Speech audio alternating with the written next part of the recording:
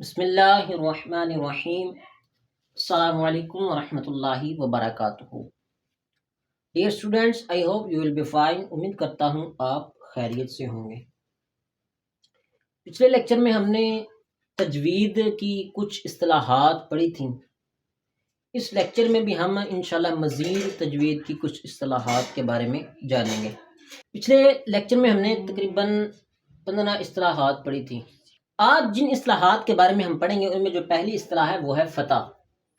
فتح یاد رکھیں کہ زبر کو کہتے ہیں، زبر کو فتح کہتے ہیں، اور جس حرف پر فتح ہو اسے مفتوح کہتے ہیں۔ جیسے یہ جیم ہے، جیم پر زبر آئی جس کو فتح بھی کہتے ہیں، تو یہ حرف مفتوح ہو گیا، متحرک بھی ہے اور مفتوح بھی ہے۔ یہ حرف کیا ہو گیا؟ مفتوح ہو گیا۔ اور دوسری جو اصطلاح ہے وہ ہے کسرہ۔ کسرہ زیر کو کہتے ہیں، اور جس حرف کے نیچے کسرہ ہو یعنی زیر ہو اسے مکسور کہتے ہیں۔ جیسے جیم، اس کے نیچے جب زیر آ گئی تو یہ پہلے مفتوح تھا کیونکہ اس کے اوپر زبر تھی، لیکن جب اس کے نیچے زیر آ گئی تو یہ مکسور ہو گیا۔ اگلی جو اصطلاح ہے وہ ہے ضمہ کی۔ ضمہ پیش کو کہتے ہیں، اور جس حرف پر ضمہ ہو یعنی پیش ہو اسے مضموم کہتے ہیں، یعنی اس حرف کو مضموم کہتے ہیں۔ جیسے جیم ہے، اس کے اوپر جب پیش آئی تو یہ جیم یعنی یہ حرف جیم جو ہے یہ مضموم ہو گیا۔ اگلی جو اصطلاح ہے وہ ہے تنوین کی۔ اس کے بارے میں تقریباً پچھلے لیکچر میں ہم پڑھ چکے ہیں، تو مختصر سے اس کے بارے میں عرض کر دیتا ہوں۔ تنوین دو زبر، دو زیر اور دو پیش کو تنوین کہتے ہیں، اور جس حرف پر تنوین ہو اسے منون کہتے ہیں۔ جس حرف پر بھی تنوین آ جائے، تنوین یعنی دو زبریں آ جائیں یا دو زیریں آ جائیں یا دو پیشیں آ جائیں، اس حرف کو منون کہتے ہیں۔ جیسے یہ دال ہے، اس پر چاہے دو زبریں ہیں، دو زیریں ہیں، دو پیشیں ہیں، اس حرف کو منون کہیں گے۔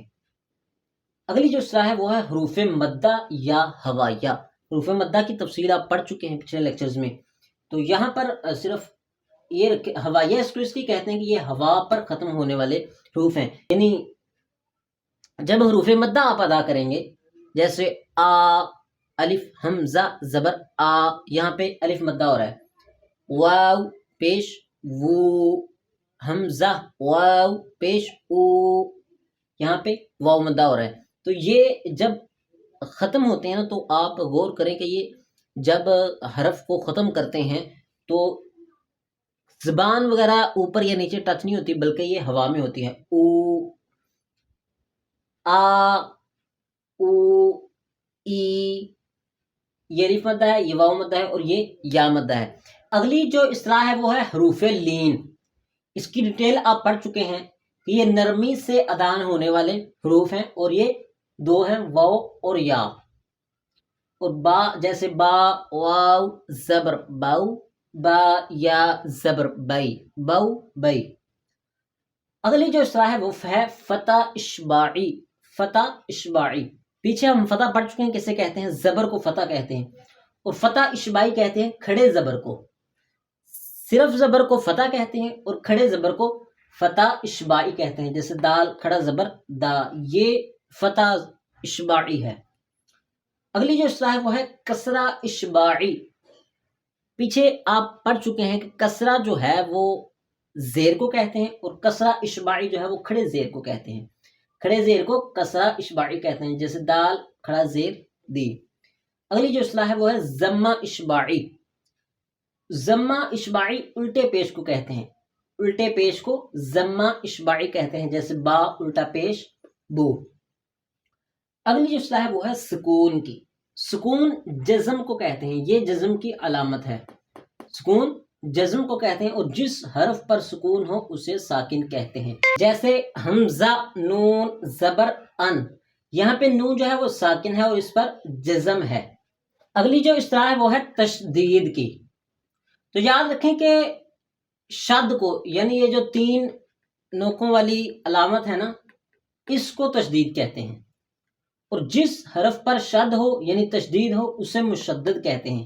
جیسے حمزہ سین زبر اس، سین زبر سا، اس سا، اس میں جو سین ہے نا یہ مشدد ہے کیونکہ اس پر تشدید ہے۔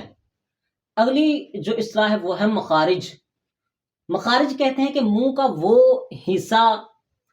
وہ حصہ جہاں سے حروف ادا ہوتے ہیں، اور یہ مختلف قسم کے ہوتے ہیں مخارج.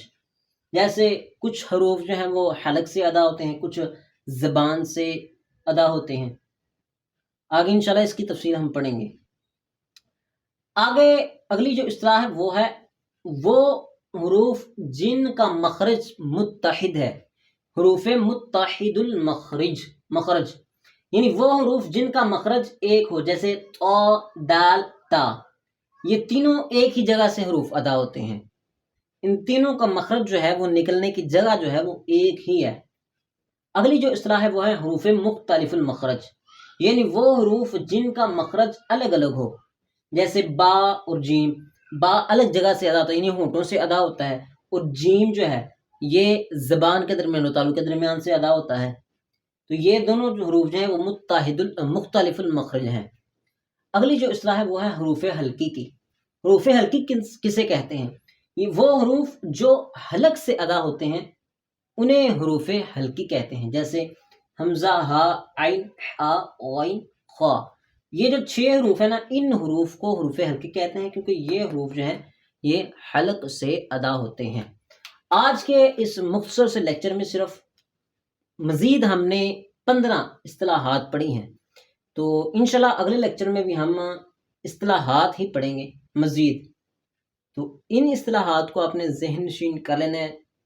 چھوٹے چھوٹے لیکچر بنانے کا مقصد یہی ہے تاکہ آپ ساتھ ساتھ ان لیکچرز کو جو ہم پڑھیں اس کو آپ ذہن نشین کرتے جائیں. تو ملتے ہیں انشاءاللہ نیکسٹ ویڈیو میں، تب تک کے لیے دعا میں یاد رکھیے گا. السلام علیکم ورحمۃ اللہ وبرکاتہ.